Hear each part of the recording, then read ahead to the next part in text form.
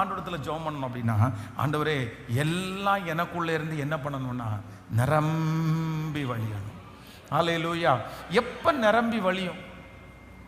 ஒரு பானை இருக்குன்னு வச்சுங்களேன். ஸோ இந்த டம்ளரே இருக்குன்னு வச்சுங்களேன். இந்த டம்ளர் இப்போ கொஞ்சம் தண்ணி தான் இருக்குது, இதை குடிச்சிட்டேன்னு வச்சுங்களேன்.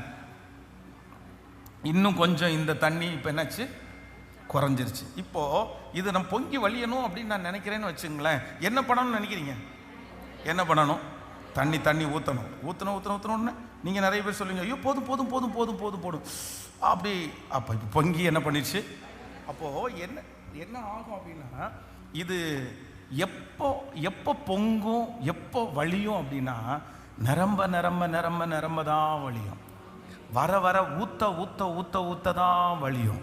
அப்போது இன்னைக்கு நிறைய பேர் பொங்காமல் இருக்கிறதுக்கு காரணம் என்ன அப்படின்னு சொன்னால், நம்ம கொண்டு போய் கேட்கும்போது இவ்வளோ தண்ணி போதுமானா, போதும் வச்சுக்கோங்க, 2 மணி நேரம் தான் பிரசங்கம் பண்ணுவேன், 2 டைம் தான் தண்ணி குடிப்பேன், பெருசாக ஒன்றும் தண்ணி குடிக்க மாட்டேன், அவ்வளோதான், அதுதான் போதும். அப்போது இந்த பொங்குதல் அப்படின்றது உங்களுக்குள்ள வரணும் அப்படின்னு சொன்னால், நீங்கள் ஆண்டவரிடத்தில் ஊற்றப்பட்டுட்டே இருக்கணும், வந்துட்டே இருக்கணும். அதனால ஆண்டவர் நமக்கு வாக்கு கொடுக்கிறார், நான் உனக்கு ஒரு ஆசீர்வாதமான மழையை உனக்கு வருஷிக்க பண்ணுவேன்.